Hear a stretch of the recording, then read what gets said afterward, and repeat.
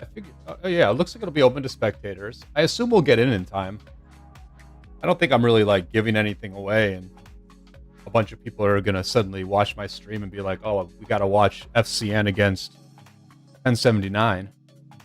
So that's the plan here: is to watch FcN and Saints of 79. Two, very old school, well-known English-speaking alliances. And looks like it's a pretty even matchup. I think S79 spends more money. FcN has more power, and I don't know if FcN's in KVK or not, but I know that 1079 just had Kingsland yesterday. So hopefully they show up. I'm going to assume they show up, because I think their war was kind of over yesterday. So they have a bit of time to recover. And this is probably a winnable match for them. So, hopefully we have a good match. And if not, we'll watch one of these other matches. There's a few other matches at this time. So we'll watch some Osiris League. And, I played earlier, and Arc is kind of the main thing I still put a good amount of effort into in this game. So I believe I'll have plenty to say about the match as we watch it. I know it's been a couple months since I made a video or live streamed Rise of Kingdoms, but thank you to anyone who tunes in. And hopefully I sound okay. My microphone is not what it used to be. I may need to buy a new microphone at some point, but hopefully I sound okay here.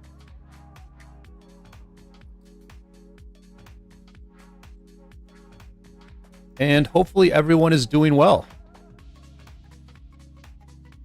Hopefully your life in and out of the game is going well. The more things change, the more they kind of stay the same. I have certainly been busy with other things, but ROK does drag me back a fair bit. I still play Ark of Osiris every week or every 2 weeks. I still do some of the events. I still log in daily and do like the daily stuff. I still do forts whenever possible. Let me advertise this stream because we only have a couple people on right now.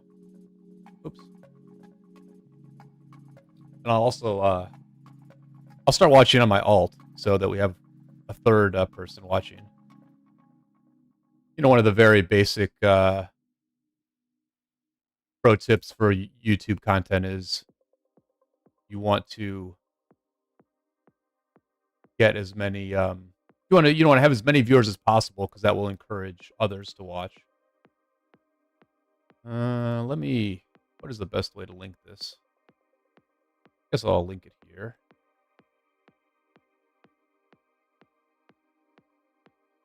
But yeah, I mean, I'm still playing ROK. I do some of the events. I miss some of them. I missed the end of the I don't know what you call these seasons, but whatever the trading post season was, I missed like the final day of it, and I was gonna gem the final stage, the final level, so I could get the full Ash of the Dawn blueprint. And then I was just very busy on Friday. Went out and watched O here in Las Vegas, which is a pretty good show. And so I totally forgot to do that final event. So I missed out on an entire Ash of the Dawn blueprint that I could have gotten for like 3,000 gems. And that's kind of what happens when you become more casual about this game, is that you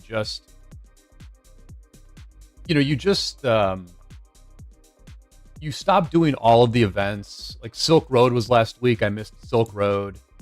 I've missed Soroli Crisis a few times. I forgot to turn in the stuff for the Easter event as well.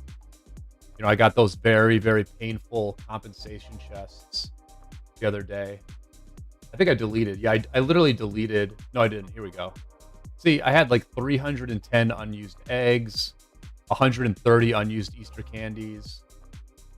So I probably left like 5 or 6 gold heads unclaimed from this event. I left another 6 gold heads unclaimed from Silk Road. And, you know, when you could become more casual, you just start missing some of those events. You don't care quite as much. And it definitely sets back your progress. It definitely sets back your progress. Shocky, welcome to the stream. I'm sort of back, Shocky. I mean, I'm not. Listen, I'm not done with ROK, and I'm not done with YouTube. I think I'm probably gonna live stream less often because when you're not as engaged in the game, you just have less to say about it, and I'm just not someone who is comfortable going on a stream for a couple hours without having a lot to say. Like, I don't know. I'm not good at sort of making small talk or making things up. If I have strong opinions, I will be very happy to express them in a long form way. But I think live streaming is going to be a little bit tougher with where I'm at with this game. But I do want to make more videos. I still have a lot of videos that I want to make of just past wars we fought. I would also like to make videos of future wars we fight in when I do participate. So, you know, I still like YouTube and stuff, so I'm going to continue to make content. Just not as often, just not as seriously. Let's see. It says, YouTube is not receiving enough video to maintain smooth streaming. Oh, you know, I just remember, you know, this is weird. I just, my credit card got stolen. And my credit card details got stolen, I think at McDonald's of all places. So I canceled my credit card. All the like automatic billing I had got disrupted because I had a new credit card number. One of the things that got disrupted was my internet bill. And I guess I've been getting a cheap internet bill for a long time. I was paying $70 for a pretty fast upload and download speed. And because as soon as my credit card details changed, they were like, "Oh, your promotional offer is now invalid. Your internet now costs $35 more than it used to." And I've been getting that promotional offer for years, you know, so it's not like it actually just ended. It just ended because they noticed it when my credit card payment changed.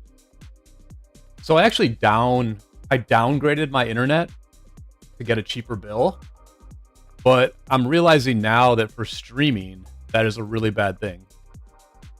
So let me know if this stream is buffering for people. Let me know if you guys are experiencing, you know, a bad stream experience with my internet connection, because I will keep that in mind for the future. I would definitely. I mean, it's weird, man. I don't know if I stream like once a month. Do I really want to pay $35 more for internet? I don't know. Maybe not. But yeah. Hopefully we can get in this match. Looks like it's loading. Oh my gosh.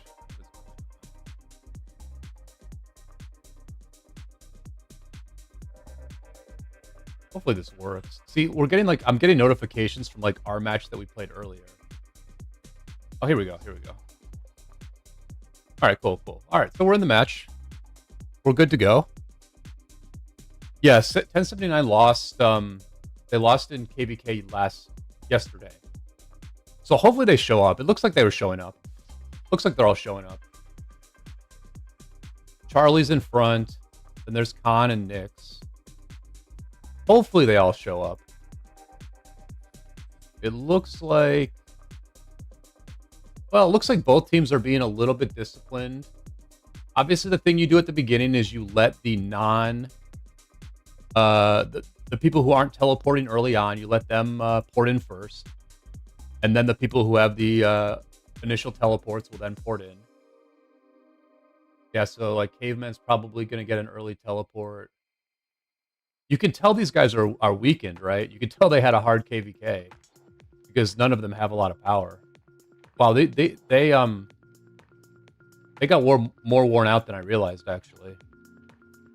There's Mohawks.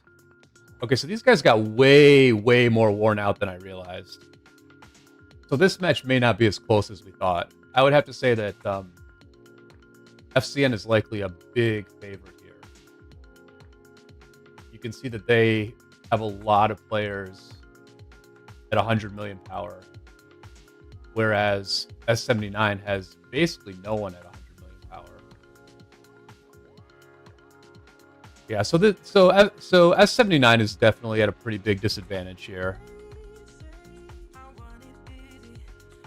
But we'll see how this one goes. We'll watch this match for as long as it's close, and maybe we'll switch to another one.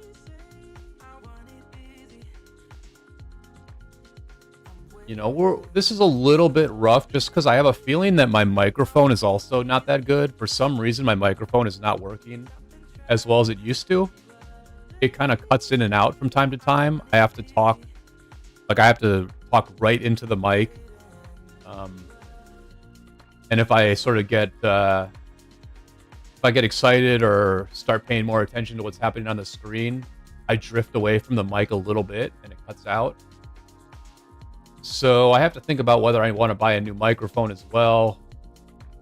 I've got a Yeti blue microphone, and you know, it costs $200, and I really don't use it that much. You can literally see the entirety of my usage of this microphone by just looking at how many videos and live streams I've done on this channel over the last couple of years.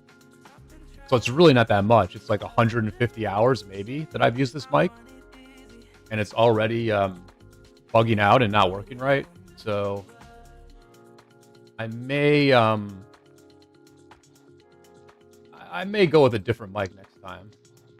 Shout out to Hattie. I didn't realize Hattie was still playing the game.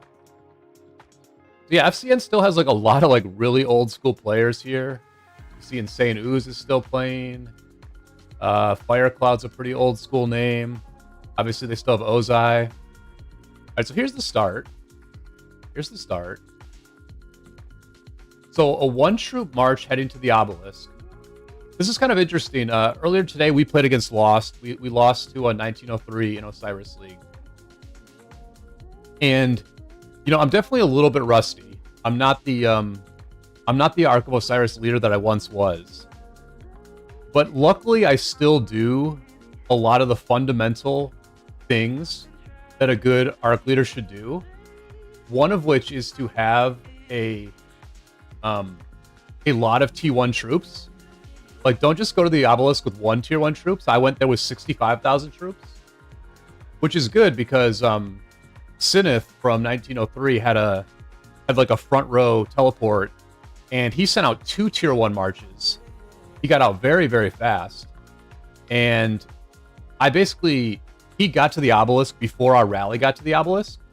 And he had a full 250k tier 1 march hitting our obelisk. And so my 65k tier 1 marches had to defend for 2 or 3 seconds before the rally got there. And so if I had one troop, if I had just been one trooping this thing like a real casual, then they would have stolen our obelisk, or they at least would have disrupted it, where we didn't have teleports for a couple of minutes.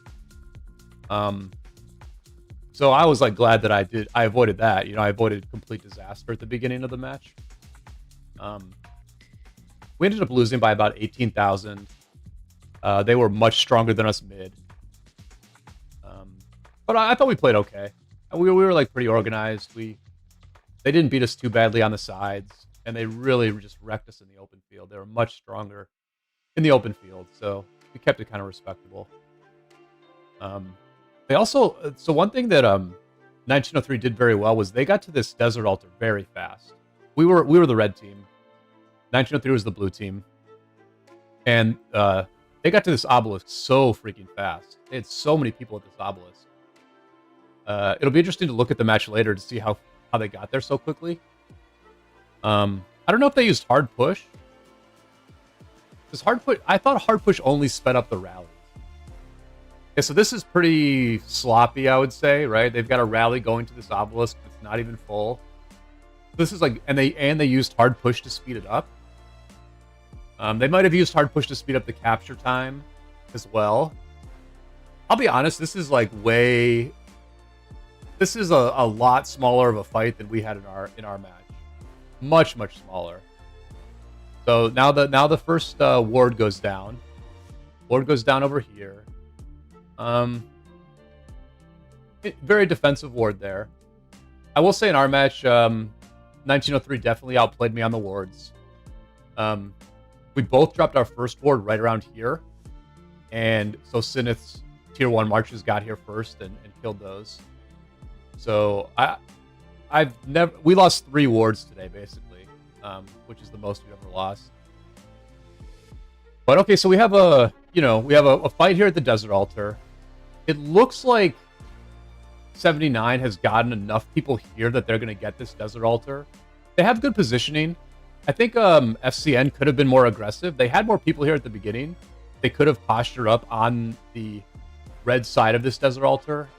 I don't know if that would have helped, but I guess they played it right because they would have gotten murked if they had gone aggressively. But this is looking a little bit promising as far as being a competitive match. This is a pretty competitive fight here at the Desert Altar. It looks like S79 is going to get it. Teleports are coming in. They have a ton of people here. So interesting. So what 1903 did was 1903 was very heavy on the inside lane, especially at the beginning. They put no pressure on the Shrine of Life. And we didn't really put much pressure either. I think S79 over allocated over here. They needed a little bit more here. Because it looks like they're probably going to lose this Desert Altar. They're losing this Desert Altar fight. And it's simply because they over allocated to the Shrine of Life. Like they probably didn't need this much, you know? Because they could have like fought at the Desert Altar, died, gone back to their cities, and then come over to the Shrine of Life. But they did grab it. This was a little bit. This is a pretty key grab here by S79. I don't know if they can hold it though. There's a lot of FcN presence at this Desert Altar. Let's take a look at the other side. Top side looks a little bit more even. Standard start on the top. This one's going to be close at the Desert Altar. But what's good here for FcN is that they have a bunch of half health marches that have not refreshed yet. And they are forcing fresh S79 marches to fight here at the Desert Altar rather than go mid. So S79 is going to like win this fight probably. They're going to kill these half health marches. But then these half health marches can quickly return to the city, and they can go to mid. And that's going to work out quite well for them. Chucky says that 1077 had a hard KVK last time and is still in the offseason. Yeah, they looked like they had some pretty good power. It's not the perfect timing for our Osiris League. The perfect timing is like when you just went into a KVK, you just did Eve of the Crusade, and so you just like built up your troops, right? That's the best time. But off-season in general is a good time for Osiris League. And it looks like FcN is probably going to get the first capture on this. Probably going to get the first capture on this Desert Altar. But S7, I'm just going to call him 79. 79 does have a rally coming. It's almost full. So this rally needs to be swarmed. If they swarm the rally, they might hold this Desert Altar. If not, then the first capture will probably go to 79. because FcN will just be like caring more about the mid. So nobody's gone to mid yet. This is very interesting. It's very interesting to watch this match compared to our match. Because at this point in our match, 903 already had a full team mid, and we were, starting to gather a pretty full team. So it's very interesting. I will admit that it's making me feel a bit better about our performance, just sort of watching this match. Because, I don't know, we did get beat, but if we were in this match, we would have already had a bunch of people mid and been in a very good position. So 79 puts the... This is an interesting ward. This is an interesting ward. Because it won't get killed.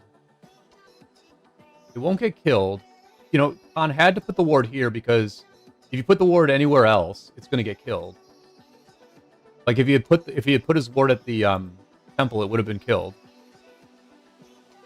But this ward can't really see a whole lot. I guess it sees enough if the enemy is postured up on your side. So it actually looks like 79 is mobilizing mid faster and in better numbers, which is interesting because it seemed like FcN won the initial engage, had a slight advantage on the initial engage, but 79 is actually mobilizing faster to the middle. Well, it's pretty even. It's pretty even. It's pretty even. See, there's like so many marches here. There's way too many marches here. These marches need to be middle at this point, right? A lot of marches here too. Very interesting. Very interesting. Very different approach than what I saw earlier.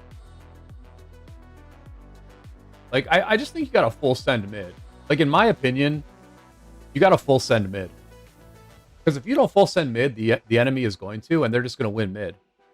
And then, like, all your, if you send 30 marches middle, and the enemy sends 50 marches middle, then your 30 marches that you sent mid is just a complete waste. And you're just never going to make up for it with the sides. Now, it looks like Caveman's Nevsky rally really ripped up this Gorgo garrison. The garrison was probably not full. And now they have a very full garrison here. And FcN is going to allocate a lot of marches to the swarm. I would probably let them keep this altar and send these marches mid. Because this is going to be a pretty close mid fight. This is going to be a pretty close mid fight. So it looks like we have a competitive match here. Not a lot of viewers, unfortunately. Let's see if I can change the bit rate here. Can I change the bit rate? The stream health is quite bad, which is very disappointing. I might have nuked my own streaming ability by getting cheaper internet. Life is hard, man. Life is hard. You slack off a little bit on the YouTube game, and it just goes to complete crap. It's too bad, The stream quality is bad, the microphone quality is bad. And yet here we are on a Sunday afternoon, Osiris League, close match between two very well-known teams, two very interesting teams. FcN against S79. Back in my day, in the ROK that I knew and loved, it actually doesn't get any better than this. I've never gotten the chance to commentate an Ark of Osiris League match before. I'm actually a pretty knowledgeable Osiris League player and caster. This is kind of like what I'm. This is my best game mode in Rise of Kingdoms. And we're watching a very good match here. So hopefully everybody tuned in is enjoying it. Hopefully everybody who watched it later is enjoying it. And hopefully the quality's there. FcN grabs it. FcN Deathwings with the grab.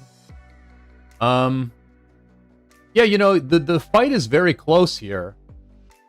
That was a very important run by Deathwings there. He didn't make it that far, but just getting that initial grab and getting that arc onto the FcN side of the map, that could very well make the difference in this match.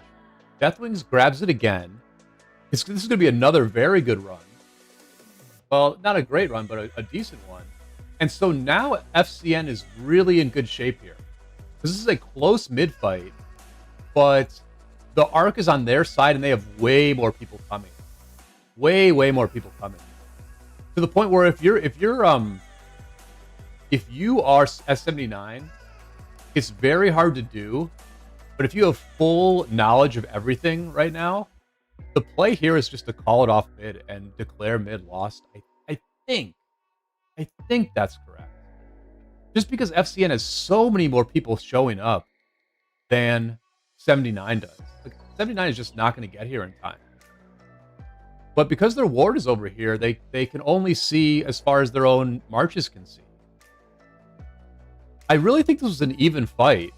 And this was just won by FcN getting the arc and making a decent first run at it. Deathwings grabs it again. This is Deathwings' third grab. Shades of OV John Wick from Deathwings here. And Zhuge Liang is making a run for it. And that is all she wrote on this first arc of this very close match. And we do see that 79 has the points advantage from the buildings. They've taken this Sky Altar now at this point. They also had this Desert Altar for quite a while. So, pretty close early match. I think the issue here is that 79 is depleted from... they're depleted from KVK. They have way less troops. If they want to stay in this match, they're going to have to heal a lot more than FcN heals. And the question is, is that the thing to do? I mean, is Osiris League important enough to do that? Now, I assume that there's not a normal arc match next week. For some strange reason, there have been normal arc matches the last, 3 weeks in a row or something. But the real sort of advantage of Osiris League is that you get to play a few extra matches, and you get rewards from those matches. Now, I haven't seen who else is in the group with these two teams, but I'm going to guess that whoever wins this match is going to be an underdog next week. So it's an interesting calculus as to whether S79 should use a ton of speed-ups to heal.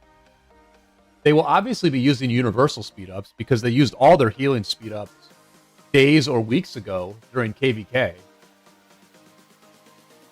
But I think they're going to have a tough time staying in this match if they don't heal quite a bit.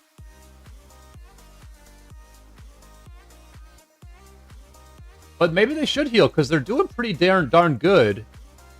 They're doing pretty darn good early on in this match. You know, it feels like they're winning a lot of these lanes. Now, I'm going to say right now that this attack here is a little over aggro. I think the play here would have been to just chill.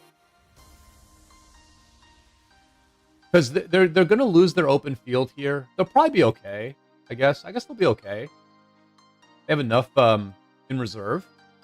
I think these players are smart. I think Erna and RG6969 are smart to just chill. I would just totally chill here. Gosu, welcome to the stream. Missed you as well. Shout out to Gosu, another ROK content creator. Let me throw a link to Gosu's channel in the stream. Gosu's making a lot of very good content, and he's active. A lot of very interesting content. I enjoy the thoughtfulness of his content. So be sure to give Gosu a follow. And, you know, if you're watching this stream, or if you're watching this recording later, you are obviously a pretty devoted ROK player. And so I'm sure you enjoy content from many different people. And so be sure to check Gosu out. Looks like Gosu's team in 2090 made it to the finals. Very nice. This is in a Korean kingdom, so it is nice to see some Korean teams still doing well in Rise of Kingdoms. So Erna did push forward, and I just think that I do think this was a mistake, right? Although I have to say, it looks like FcN's just playing defense, right? You know, this will be interesting to see. So they did lose the Shrine of Life. It really feels like 79 has the open field advantage. And look, I think that, you know, I'll just say this, right? For the first 4.5 years of playing Rise of Kingdoms, I was part of teams that won about 85% of our arcs. And over the last like 6 to 8 months, we've lost about 75% of our arcs. And so something has changed in the game. And I think what has happened is that just Wales, I just think Wales are getting more and more of an advantage. Armaments are a very big advantage. The awakening of equipment is a big advantage. And there are a number of new commanders that are very, very good, must-have commanders in Ark of Osiris. Herman is a must-have, and Lucci, I'm sure, is extremely good in Ark also. And Gorgo is also very good in Ark. And so, like, the people who spend a bit more and who are very active, they just have these new commanders. They have better armaments. They have more awakened equipment. And so they just, like, they're just stronger in the open field. Like, you're just seeing more automated open field dominance in this game based on the amount of whaleness you have in your kingdom. And, you know, that is simply a choice that Rise of Kingdoms made to monetize the game to a big degree. And so now the game is, like, essentially more pay to win than it has ever been. And so someone like me and someone like our team who spends, you know, we spend enough to have success, but we don't really spend much more than that. And so all of a sudden we're just, like, not winning as much as we used to. And I think a kingdom like FcN, which has been around for a very long time, is to some extent having the same issues. Because they're really getting overrun here by 79. Like, they're just clearly getting overrun, even though they had more power. They had a lot more power than 79, but they're just getting overrun. And so it will be interesting to see how this second mid-fight goes. Are they holding the Ark? Where's the Ark? They are holding the Ark, which I kind of get. But FcN's in a tough spot here because they're not winning the sides. They're not winning the sides, and I would not project them to win the next mid-fight either. And FcN's just, or 79 is just really putting it to them right now. You see that FcN's lacking a little bit. Not a lot of Ashur-Banipal rallies. I think Henry Ashur-Banipal is probably the meta rally here in Ark. I will say that we saw a fair bit of Tariq Pakal in our match earlier. We used Tariq Pakal to take back some of our buildings. And 1903 did use some Tariq Pakal as well. They also used Henry Ashur. And, you know, I think the Nevsky Justinian is still okay. You know, our Nevsky Justinian rally was getting swarmed quite a bit, but it traded okay. It traded okay against the swarm. I can show you some of those reports after the match. And, yeah, so, I mean, honestly, I think the meta in Osiris League is quite good at the moment. I mean, other than, like, Wales just being super strong and, like, other than that, like, I actually think Ark is, like, a really good game mode right now. Like, the Fog of War is great. The new skills are good. The meta is pretty good. I mean, obviously, infantry garrisons are best. But even the infantry garrisons have to make a decision between Gorgo Constantine, which is, like, great against rallies, versus Gorgo Hera, which is better against Swarm plus rally. I'm going to turn down the music a little bit more. just because, you know, my content is so good. I don't want you guys to miss a thing. Gosu says power alone is not the indicator of how a kingdom will do in Osiris because a lot of spenders are actually bad at the game. And Gosu says people are finally learning LC is the best commander in the game. I mean, I don't know. I mean, well, Gosu, what I hear is that Zug Herman is the best March. So it's hard for me to say that Lu Chi is the best commander in the game when Zug Herman is the best March.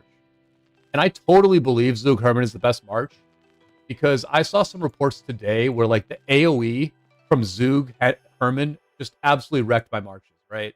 Like I was doing 0 damage to them because like Jones' AoE was not circular. And then Zug Herman was just doing like 94k damage to me while I did 0 damage to them. So here's a very nice push by 79. A lot of marches here. I mean, this Desert Altar is just cooked. There was a huge rotation over here. A huge rotation over here. 79 uses hard push again. Very interesting. Relatively well timed because they're definitely going to take this Desert Altar. They're just waiting for the they're waiting for Caveman's rally. So Arc was returned. Arc was returned. We have a close match. You know, look, if FcN can win mid, like, what is this? What is this from Death Sign?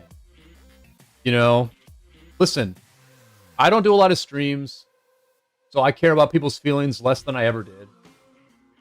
What is Death Sign doing going mid right now? Sorry to call you out, but come on.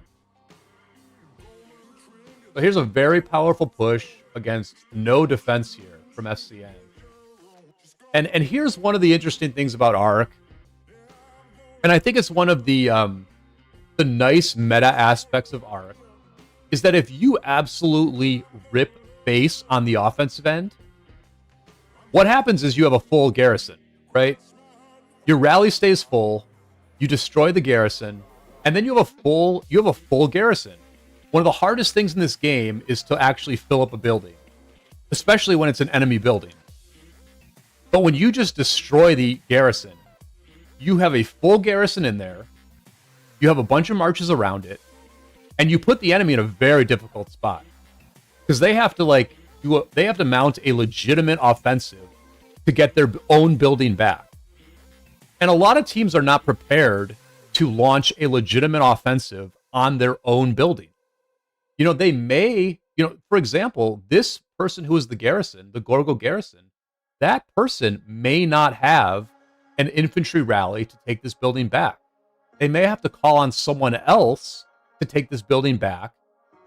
They might not have planned that ahead of time. And so all of a sudden, taking this Desert Altar back becomes a big hassle to FcN. And it thoroughly disrupts their mid fight in 5 minutes. And let's be real, they have to win this next mid. If they don't win this next mid, this match is over. Jake the Dog, welcome to the stream. Shout out to Jake the Dog. Shout out to all the fellow ROK streamers supporting me on my my little comeback stream here. You know, I found a very good Arc match to watch. FcN against S79. Two storied English-speaking kingdoms in this game. About as old school as you're going to get at this point in the game. You know, a lot of these players have been playing Rise of Kingdoms for over 5 years. Many of them have been part of the same group for over 5 years. And they're still going at it. They are still very much going at it here. You see that it's a Justinian rally here. It might work. This Justinian rally might be enough. Mr. Click got it out quick.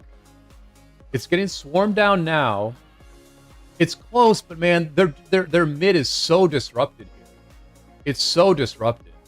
Because all these marches that are swarming, they're just not going to get to mid in time. These dead marches, they might get to mid in time. They might get there late, but they might get there. But all these half-health marches who are trying to take this building back, they're just not going to get to mid on time. And the reality is you have to take this building back, right?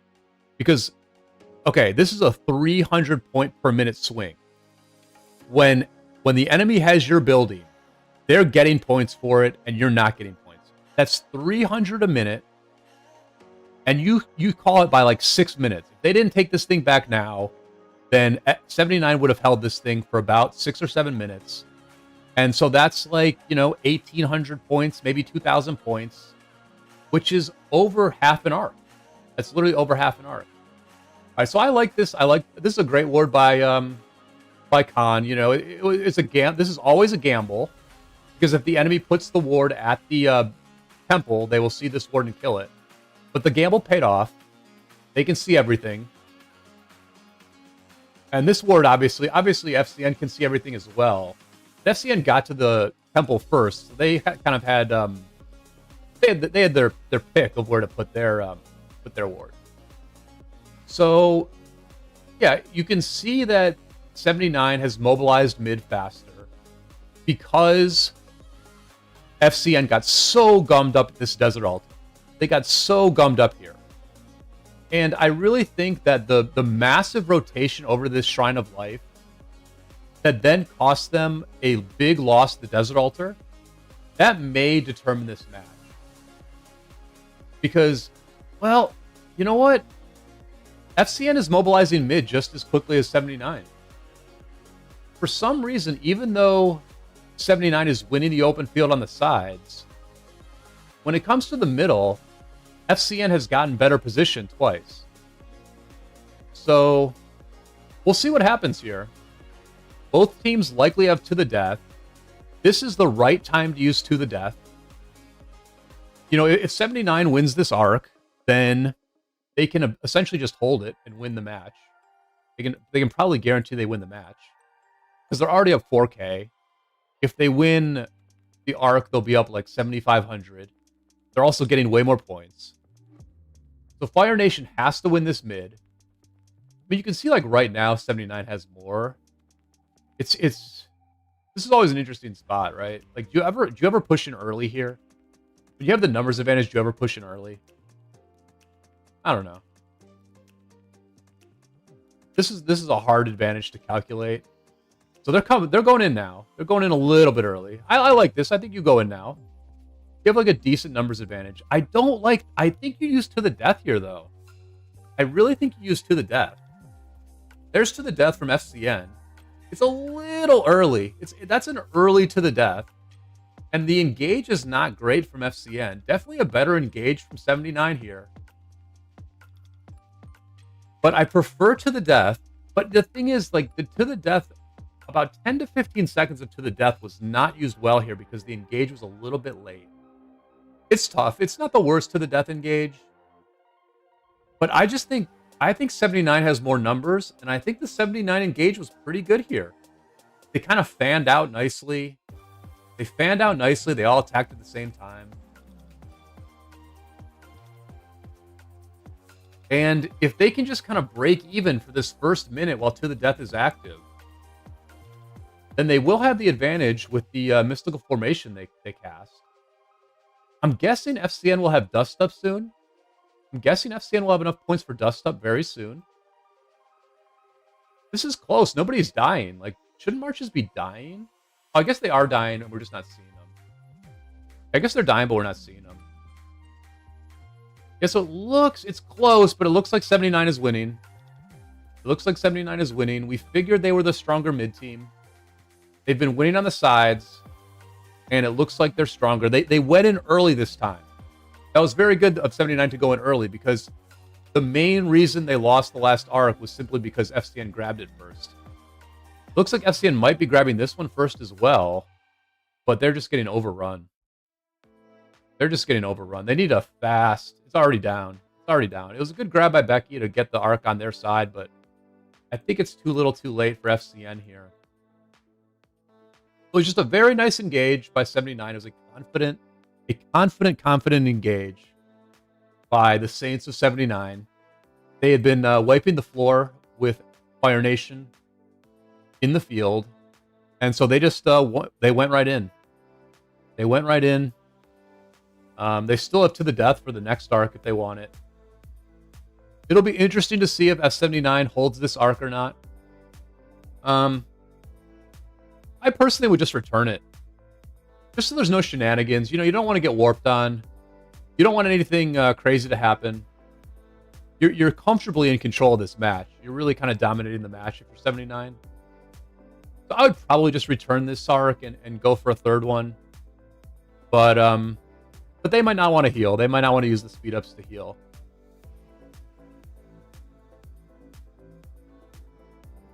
But yeah, you know, it just looks like 79 is the stronger team. But I also think they've been a little more organized.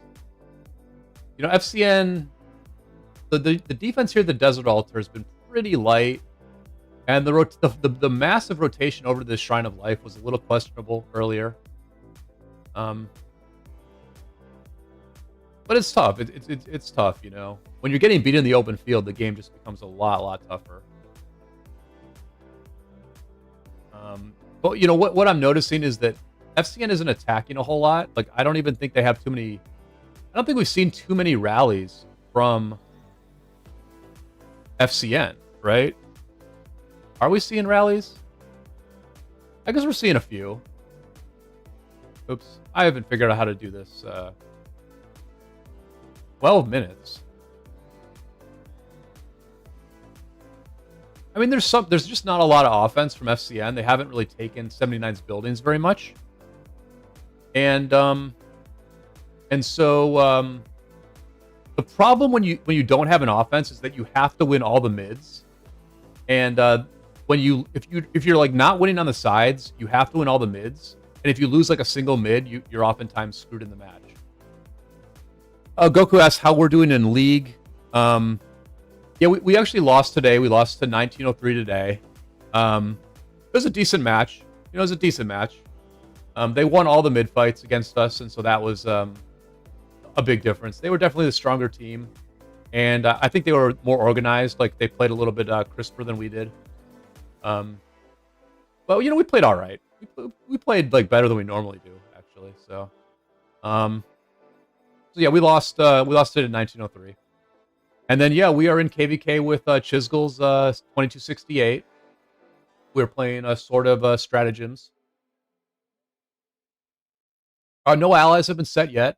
I'll show you guys the matchup. I'll show you guys the camps after this arc match. It looks like kind of like a fair...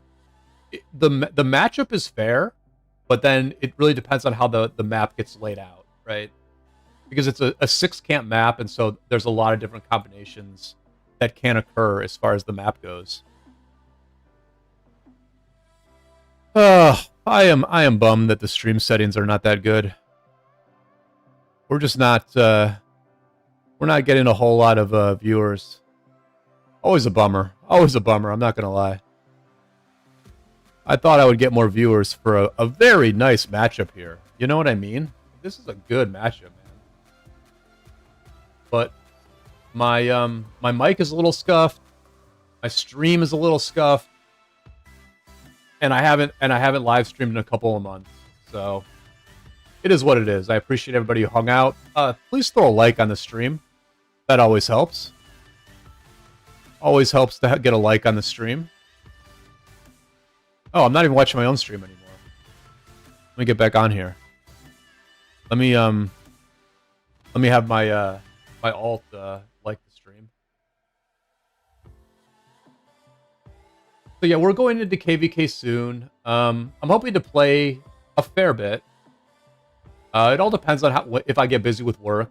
I mean, I guess deep down, I hope I can't play at all, and I hope that I'm really busy with work. But the business has been slow the last couple weeks, so I have been playing more ROK. And if things remain slow, then I will probably play more during KVK. I'm planning to spend a fair bit, so I mean, you know, it should be a very good KVK, honestly. It should be like a big KVK. So, yeah. it'll certainly be the first time that we have played in a KVK with big-time streamers. I mean, Chisgo will be in the KVK, Plata will be in the KVK, and yours truly will be there as well. So hopefully I get some of my settings a little bit better. I might have to pony up and pay for better internet if my stream is buffering really bad. Let me know, guys. Let me know if you actually are noticing buffering in the stream. Is it like is the graphics quality low and stuff like that? P-Man, welcome to the stream. I've been doing pretty good. I've been doing well, you know.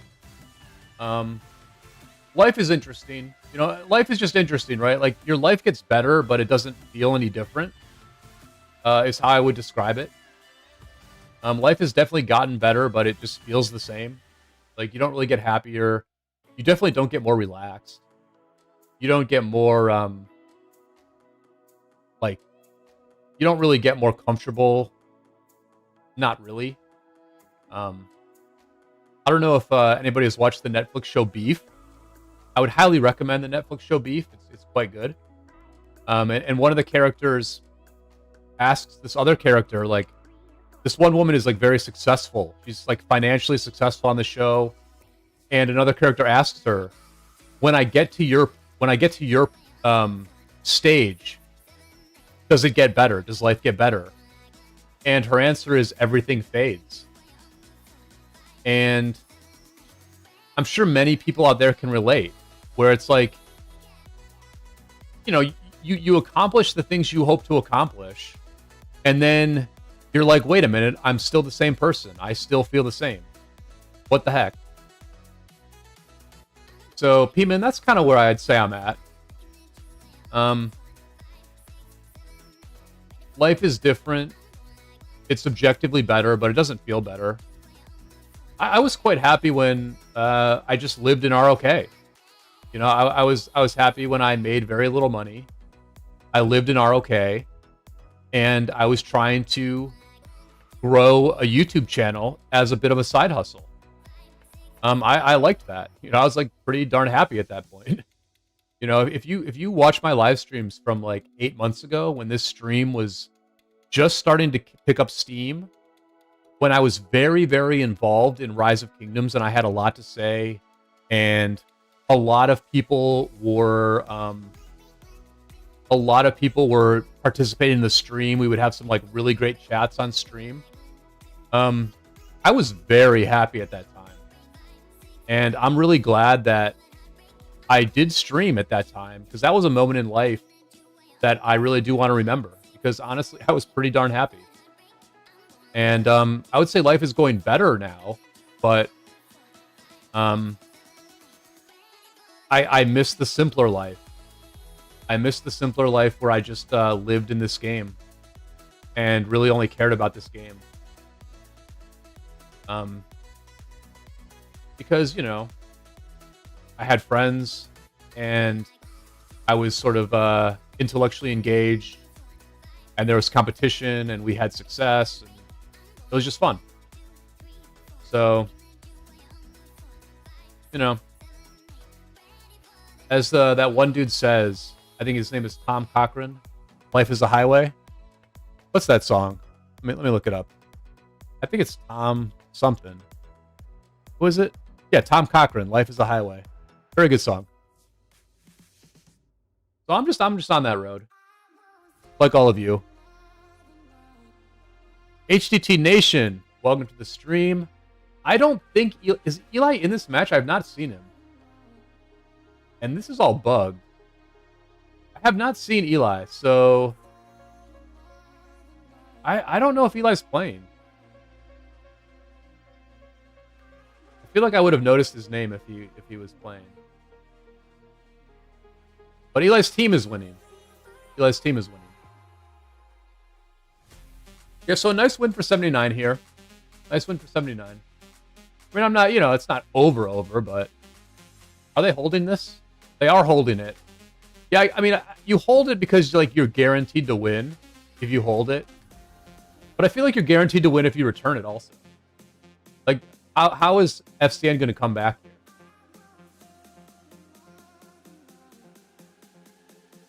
it's interesting that we see very little warping, right? We see very little warping. I sort of expected 1903 to have warp ready on their skill bar today, but they did not have warp ready. They had war drums instead of warp ready. We didn't have warp either.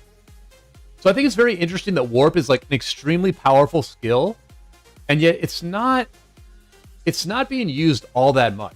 It's not being used all that much in Osiris League. Though you certainly will see it used. Like, I think the top teams have warp on their toolbar, and they know how to use it in the appropriate situation. And part of me wants to put warp back on our skill bar, but the other part of me is like, we never use warp. And what I usually put Valiant Stand on there instead. And there are times when Valiant Stand is useful. Early on in the match, if the enemy gets like a real nice rally in your obelisk, it's nice to have Valiant Stand there to protect that obelisk and, avoid disaster. Just avoid disaster by protecting your obelisk. And I just think like avoiding disaster for 3 points is as useful, if not more, than trying to pull off a miracle for 6 points with Master Strategy.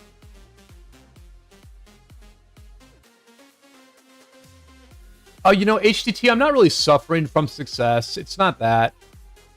I mean, business is okay. It's okay. But, I'm in an industry transcription, which is being replaced by AI. And things get very slow at times, and things get pretty scary at times. So it's just kind of one of those things where, like, back in the day, like 3 or 4 years ago, I felt like I had a steady job. Like I had work like every day. I made money every day, and that just kept me like very sane. Whereas now my work is like very off and on. When I have work, I make a lot of money. And when I don't have work, I lose my freaking mind. So it's, I wouldn't say I'm suffering from success. I'm just suffering from a slight upgrade to my situation that is also more uncertain than my old situation. Here's another monster attack by 79. I like how they gather up. I do like how they gather up and then push together. I don't know if it's Charlie who's calling it or Caveman who's calling it, but they're doing a very nice job in this lane. This lane is doing a very nice job with some coordinated pushes against absolutely zero defense. Like, look at this. Like, they keep losing the Shrine of Life and then send everyone over here to take it back, to swarm it back. Like, why not just rally it and have, like, 2 people in this lane and then actually defend this desert altar? Like, poor Kasem here. Poor Kasem just had no chance. 1 versus 20. I mean, I don't know. And then this rally's coming. This tiny little rally from FcN.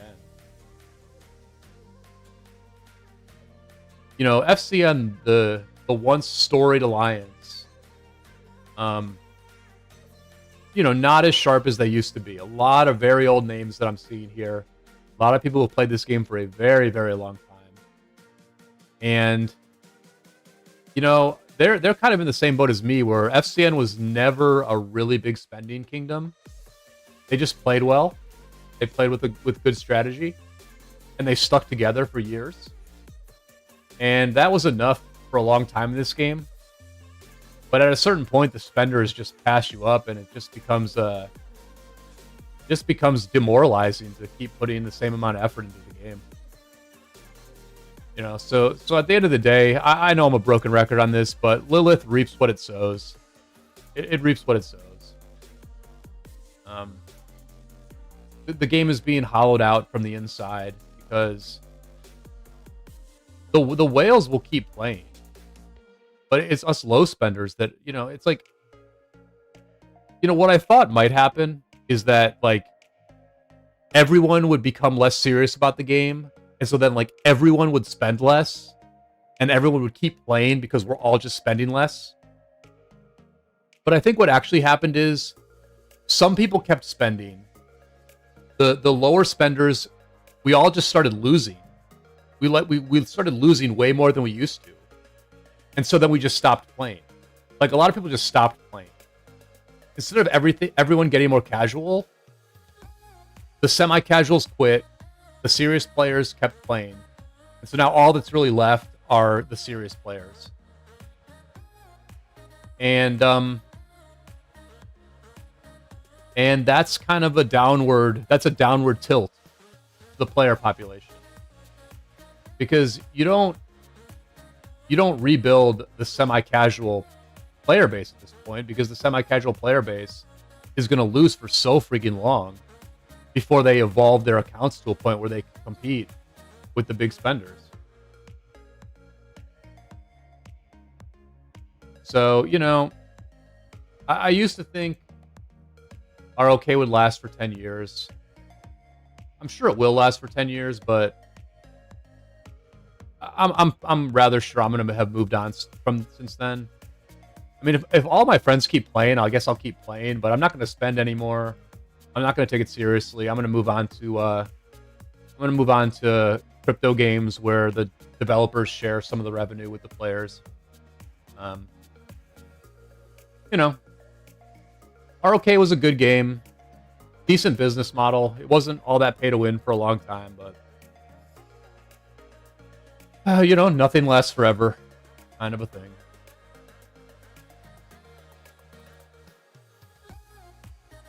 The only hope Rise of Kingdoms has, in my opinion, is if they cut the cost of Crystal Tech in half.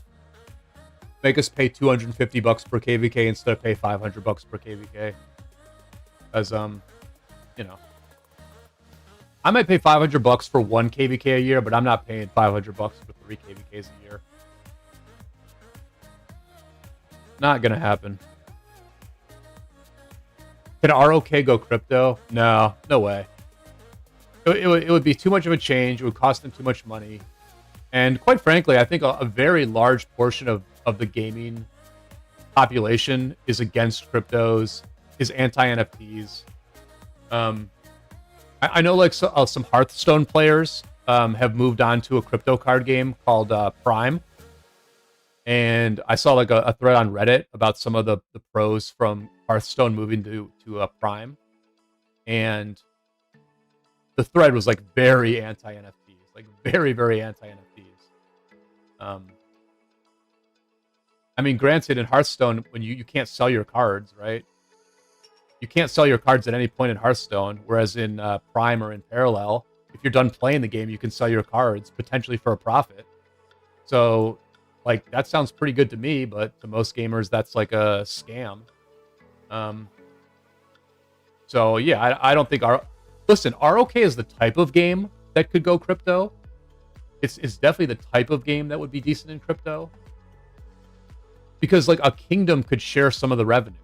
Like, if you're a successful kingdom, then the king, the leader of the kingdom, could essentially decide how to distribute some of the game's revenue to the player base. That's like a very simple way to do it, right? Because kingdom success is like a pretty good measurement of success in this game. And, you know, you could do it like that. You could do ROK like that. And I think that would be pretty dope, right? But I don't think it's gonna happen.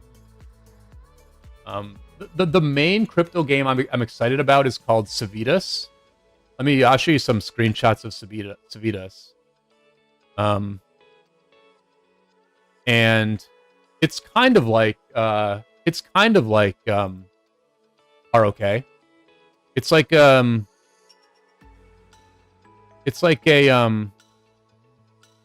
you know, it's like a city building type of game. It's a city building type of game. Here, I'll show it to you real quick. Let me show you it real quick. Here, I'll show you Civitas real quick. Here we go. This is the game I'm most excited about for crypto. So, I mean, it looks a bit like, you know, it looks a bit like ROK. It's got like wood and other resources and stuff. And, you know, you kind of like own your own plot of land.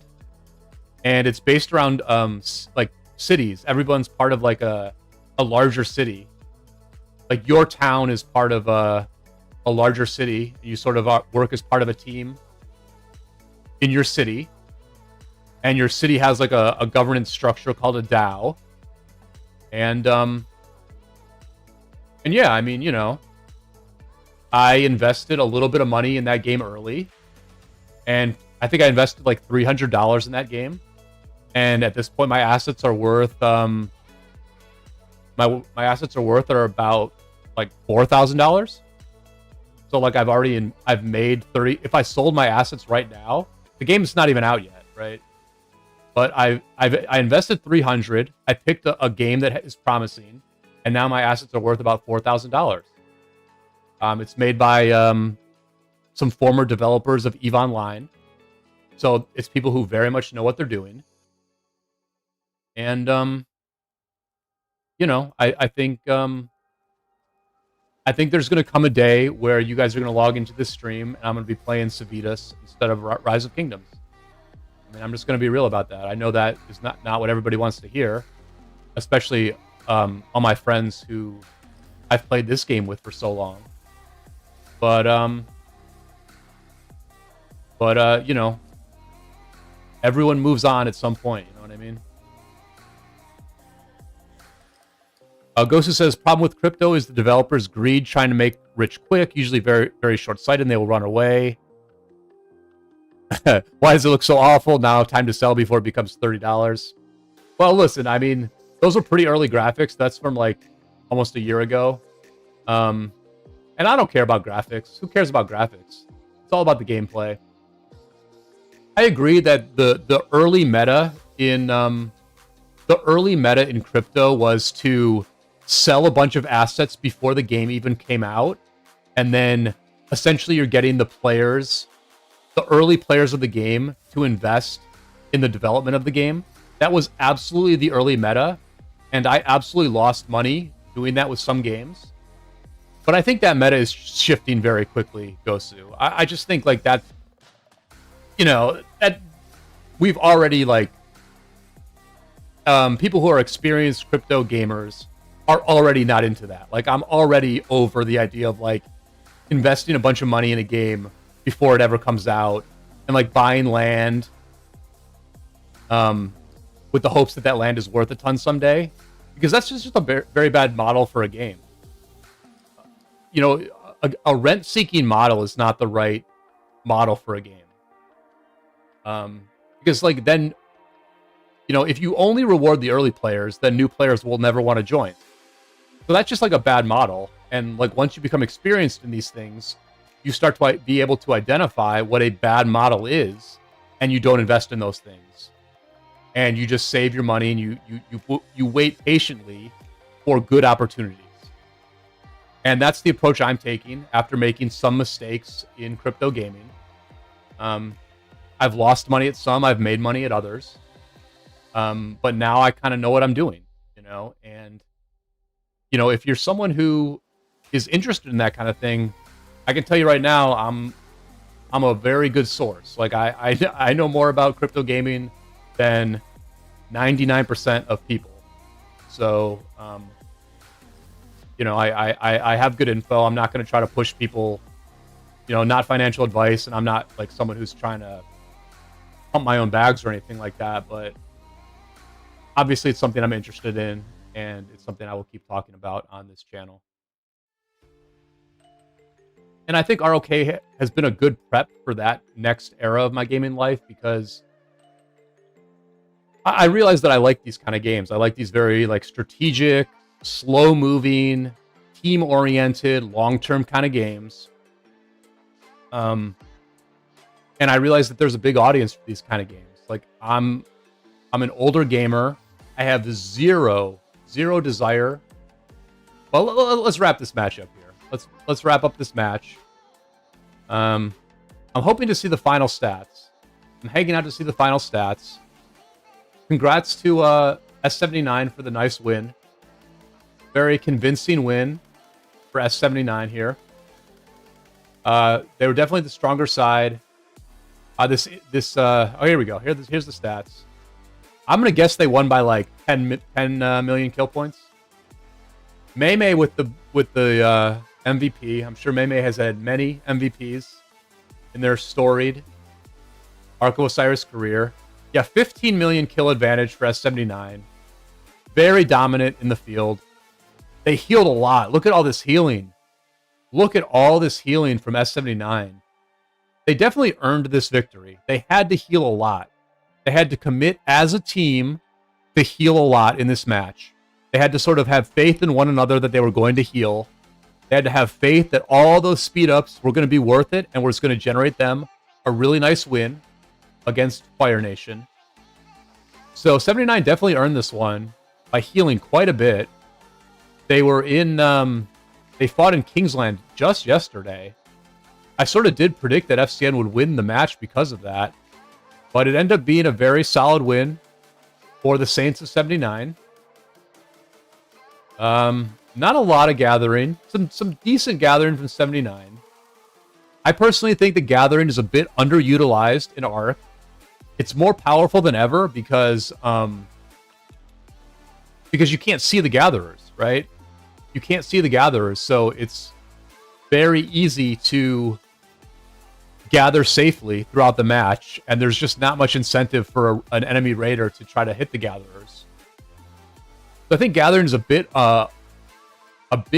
underutilized, and I also think the next Osiris patch is going to make gathering even more lucrative. So I'm guessing we're going to start seeing 3 or 4 gathering marches per team as we get deeper into this Osiris League. I'm kind of just standing right here because my city is very nicely perched on this black hole. So I'm a little scared. I'm a little scared. I'm a little worried. I'm a little worried. But apparently I cannot even pop a emoji here. I cannot even pop an emoji as I hang on the cliff's edge. P-Man says gathering sucks to try and find the nodes, though. Oh, that's interesting. That's interesting. I have not been gathering in Arc myself, so I didn't realize that. But I can see that. I can see that. Finding the nodes is a little tough.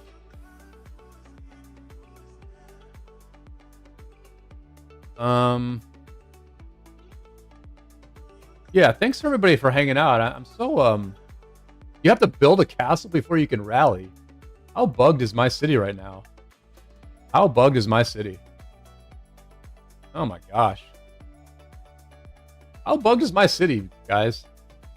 All right. Oh my gosh, I'm so bugged.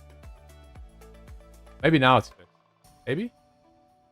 No. All right, I'm gonna switch. I'm gonna switch to my farm here for a second, and I will show you guys a couple reports from our match.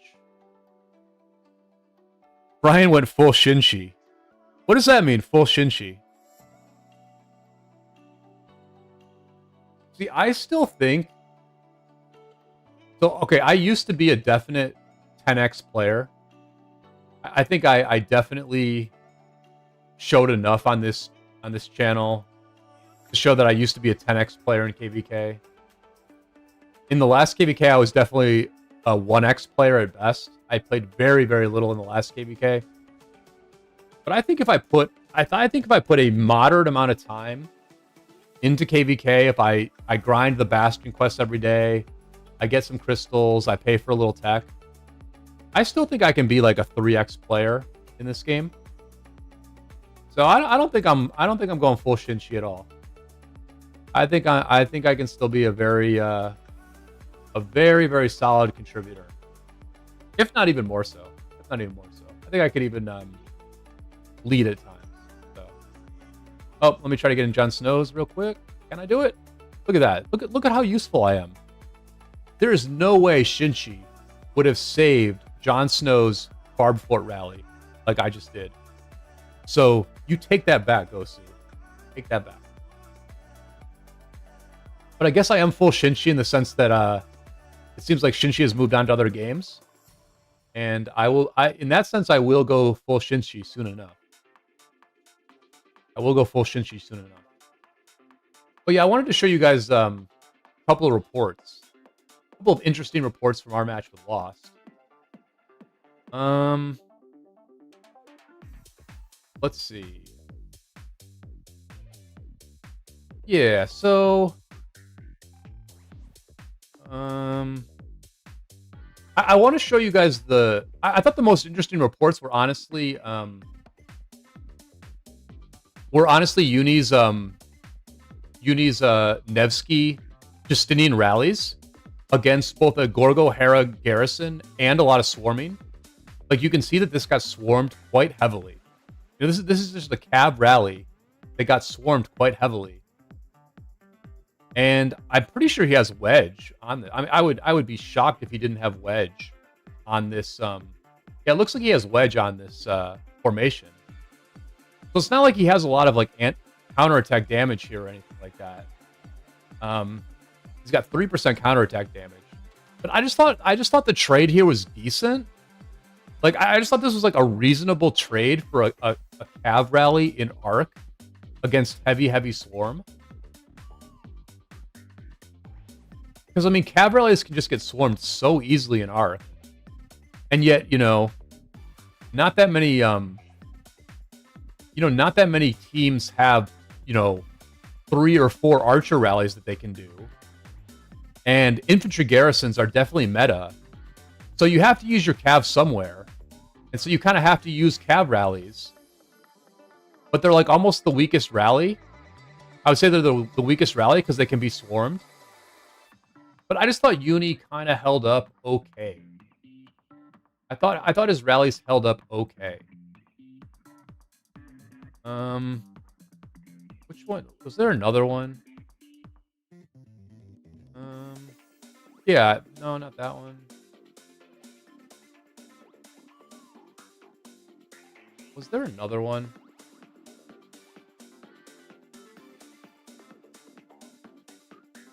This one, maybe? I guess this one's a little bit worse. I guess this one's actually a little bit worse. I think there were 3, and I think this was the worst of them. But I don't know. I just thought like this. I don't know. Maybe this is exactly what I expected as a result. Anyway, that's the state of the Cav rally in Ark of Osiris. It does get swarmed down pretty easily. It does get swarmed down pretty easily. I'm not going to open my armaments today because I kind of want to like plan it all out, and obviously I have a ton of transmutation stones. I'd like to do a stream during KVK and just do everything then. I'm like way behind on my armaments. But, I've got some armaments I can do. Gear-wise, I'm just like really screwed on blueprints. I can like barely awaken anything. Oh, you know what? See, I just built these today. I built the archer boots today, and then I forgot to iconic it. This wouldn't have made the difference in the match, but it would have made my trades a little bit better. So yeah, I can barely awaken anything. I can barely awaken anything. I might awaken the Hope Cloak. But probably not. Because I'm really just trying to upgrade my Cav gear. I'm kind of like still that Cav garrison kind of guy. And I was thinking about building Gorgo for this KVK, but I just don't have a lot of gold heads. I really do not have a lot of gold heads at all. And I'm, like the thing is, if I use my gold heads on Gorgo, and then I save my next set of gold heads for the Cav garrison, then I will have not built Lucci, right? I don't know where Lucci is, but I haven't built him yet. I mean, I haven't built Huo. Huo's not built. Where's Lucci? Oh, yeah. Lucci's not built. Oh, I guess I can Put one skill into Lucci.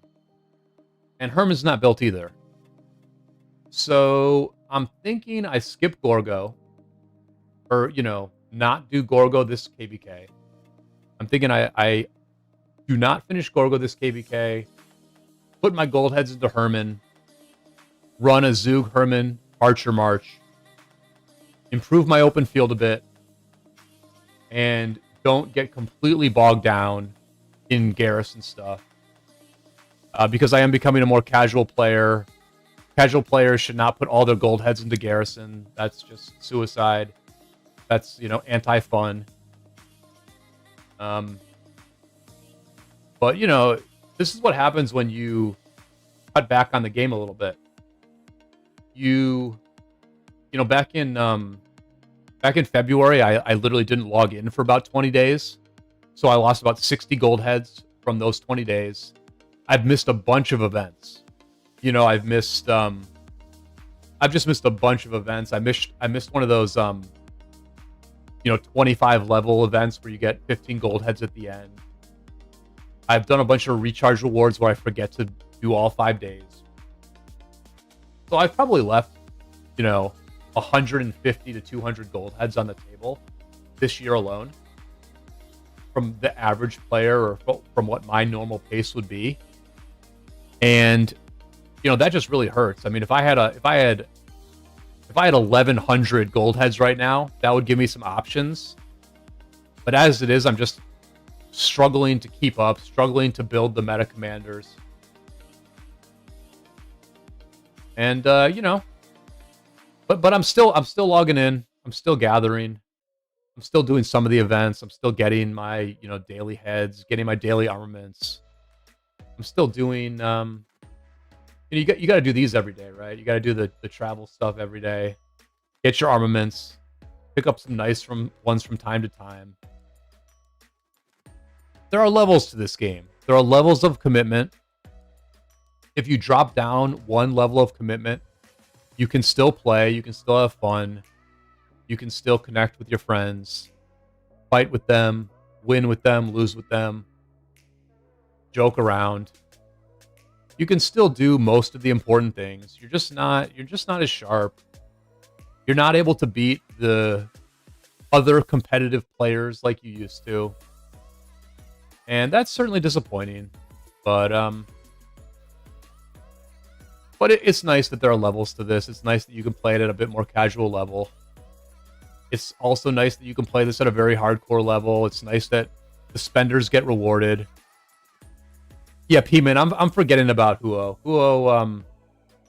Huo is a waste. Whoever was on the drunk stream from a month or so ago, the deleted stream. Whoever was on the deleted stream who told me to not put all my gold heads into Huo, thank you for that. That was good advice. I wasted about 150 gold heads on Huo, but at least I didn't waste them all. Huo is just going to get skipped and maybe built super slowly. But I'll probably never max. I'll probably never get Huo max. Which is too bad because Huo would be an upgrade to my XY for sure. I'm still using XY. You can see that XY literally has equipment on him. And XY was in the field during ARC today. So, you know, there's work to be done here on my account. My account has work to do. I'm still using ARC formation on all my marches.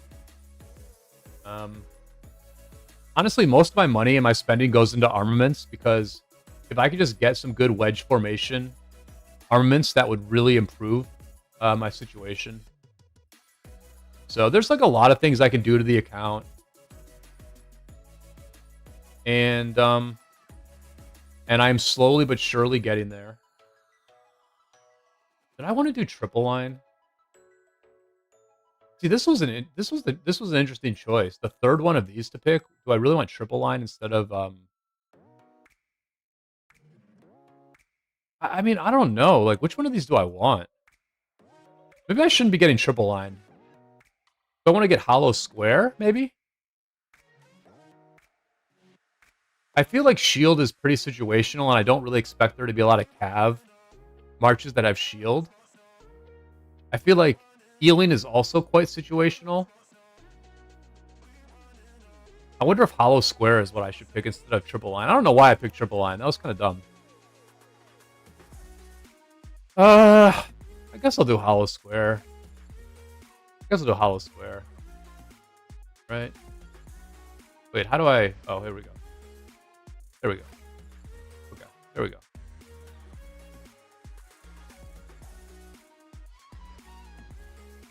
But yeah, thank you all for tuning in. I hope you enjoyed... I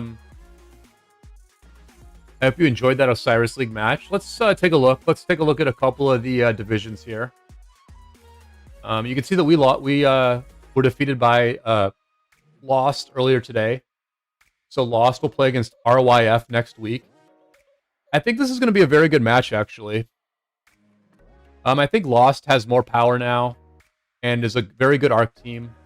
I've heard RYF is not like the greatest ARC team ever. So this might be like a very good matchup. We might watch this next week. I know it's very early.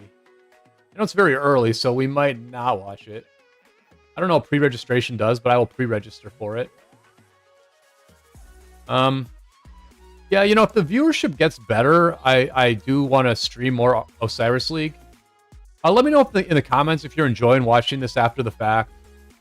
I would like to do more Osiris League coverage, but I was a little bit bummed out by how few people tuned in today.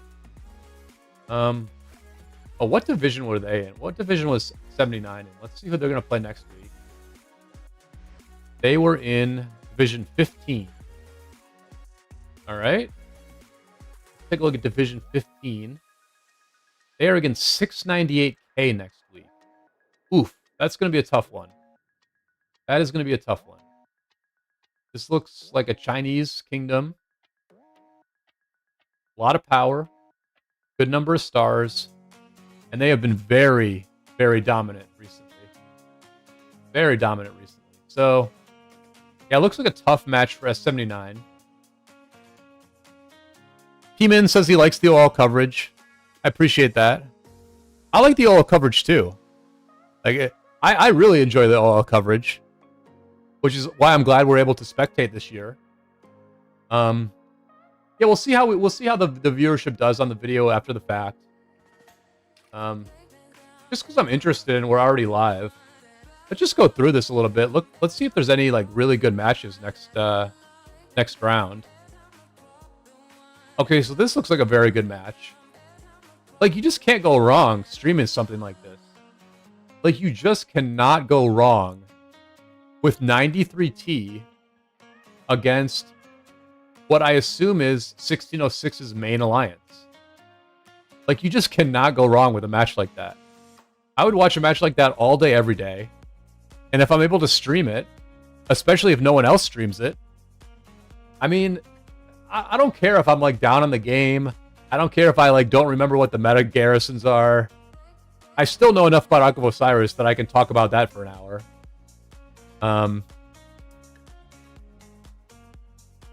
So yeah, I mean, you know, let's get excited about Osiris League, y'all. Let's get excited that Osiris League is here. It is one of the best parts of this game. I for my money, Ark is the best part of this game. I love getting together with my friends every couple weeks, playing an Ark match, catching up with each other. You know, it's like being part of an adult softball team or something like that, except it's healthier because we're not drinking.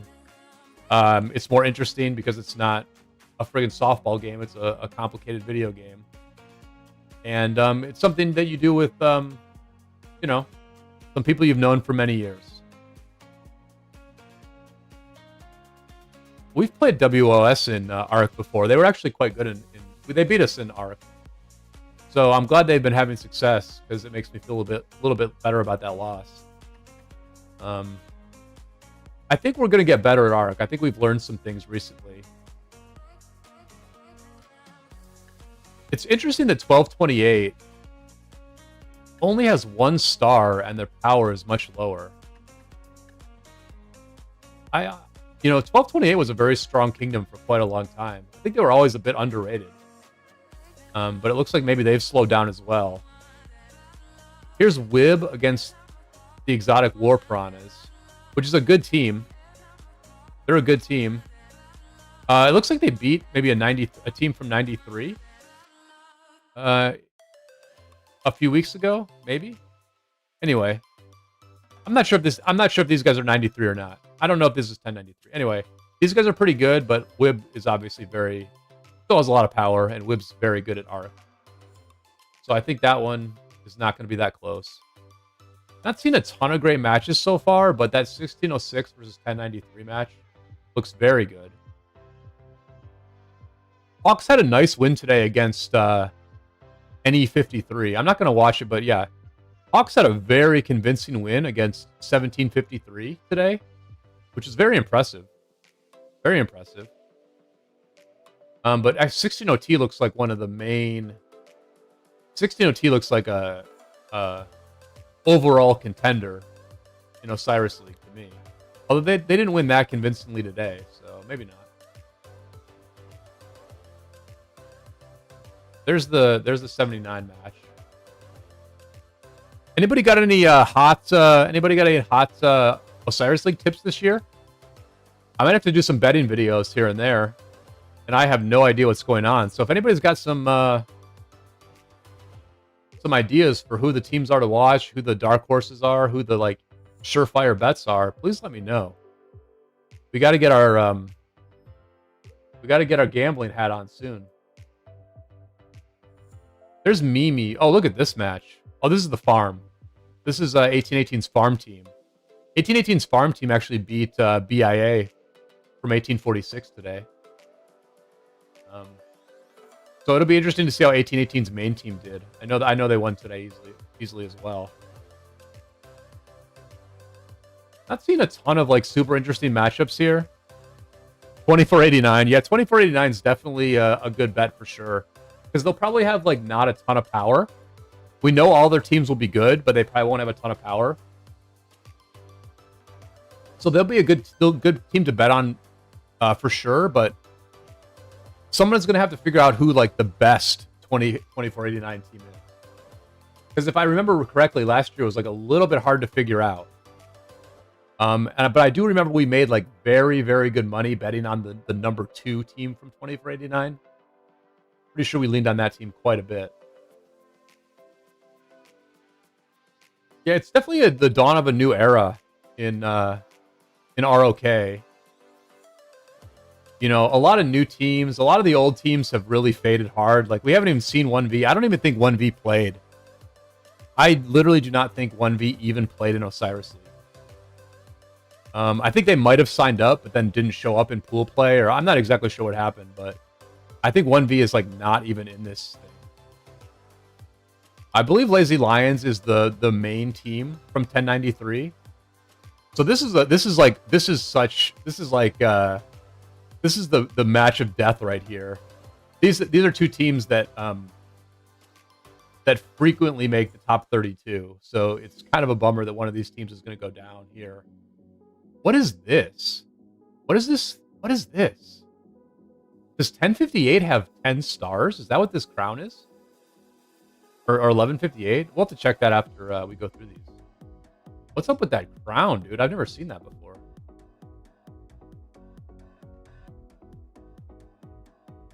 $10.98 is my dark horse. They did well last season as well. Yeah, I'm very much a Horus maxi at this point. I really only know the Horus teams. I mean, I'm still going to lean on 1718 pretty hard. I think they lost their most recent KVK, but their power is so low. Oh, this is an interesting matchup. Oh, they'll definitely beat. We're playing with 166 is in our KVK, so it'll be interesting to see how they do in Arc. I might end up watching this match. It's not the most interesting match. It won't get the most viewers, but I think I might be most interested in this match, actually.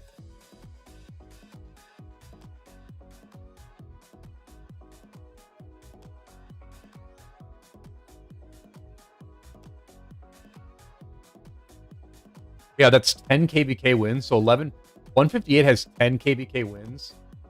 How are they so good at matchmaking? I want to find out what country 1158's from.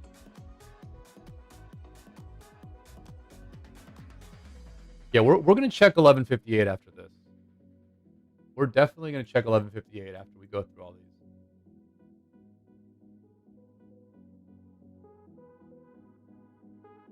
Cheek Clappas. Cheek Clappas. Still in this thing. Yeah, man, I mean, I have played this game for so long. I am very familiar with big alliances. And boy, do I not recognize hardly any of these teams. Things have definitely changed. Things have definitely changed. Here's 188. 188 is going to be another good bet because the power's not super high. We might get some decent odds on 188 as like a small favorite when we get into the next round. 188, one of those remaining Korean powerhouses. Here's 1818's main team. They don't have that much power either. And I think Elk is pretty good. Elk is pretty good. So this is a pretty interesting match. We'll have to see if Elk can cause problems for 1818's main team. And then V648, I believe, if I'm not mistaken, I thought they had won Osiris League years ago. Maybe I'm wrong. And they're against 93P. This is a pretty interesting match as well. I think this is going to be a pretty close match. I'm pretty sure 1648 is quite good at Arc, the Vietnamese kingdom, and the Vietnamese teams have gotten quite good at Arc. They've definitely become one of the better Arc of Osiris cultures.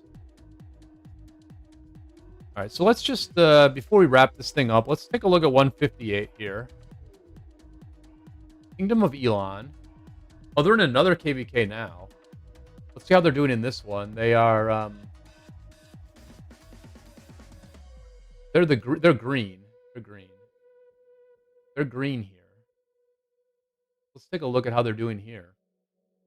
It doesn't look like they're going to get a star here, right? Like, I would imagine... like... yeah, it looks like they won.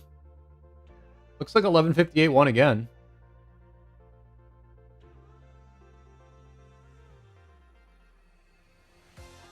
I should really know more about... the Korean International Kingdom. I mean, I've certainly heard of this kingdom many times, but I just don't know a ton about them. But wow, 10 stars. Wow. Wow. So they've just like won every single KVK they've been in. Absolute beasts. 158. Shout out to 158. Absolute beasts. A complete juggernaut of a kingdom right here. Are they a one alliance kingdom? Nope, looks like they're a two alliance kingdom. And this is an international alliance. So, you know, they've got the same format as 770. You know, this international plus Korean combo has proven to be a durable, successful format in Rise of Kingdoms. I'm not saying 770 is like the most successful version of it ever, but we've had a good amount of success and we're still around. So 188's in here as well. I know 1718 was in this KVK and they lost. Yeah, 1718 lost this KVK. I don't think it was particularly fair. From what I understand, 1718 gave up pretty quickly because they just had no chance. Which it kind of looks that way, right? I mean, you've got 1818 in this zone and 1158 in this zone. Yeah, good luck as a one alliance kingdom against those two juggernauts. Yeah, this looks like a KVK that never really got off the ground. And you do see this from time to time. You do see the easy wins getting booked from time to time. Our last KVK certainly had an easy win for the enemy. And you know, that happens at this point in the game. Things are a-changing. Not everybody wants to try super hard, but from what I hear, there are still people out there who do want to try very hard. So it all kind of depends on who you're up against and who you're with, and how the flow of the game goes for you. But thank you all for hanging out. Subscribe to the stream if you haven't done so already. Like the video if you enjoyed yourself. Gosu says an easy win is still better than a hard-fought loss. I agree with that. I agree with that, Gosu. I would say that the best players in this game disagree with that. The best players in this game would rather have a hard-fought loss than an easy win. But for the rest of us, we will take the easy win. We will come back to the home kingdom and relax for a bit. And we will enjoy life inside this grassy digital world. And on that note, I will see you all on the flip side.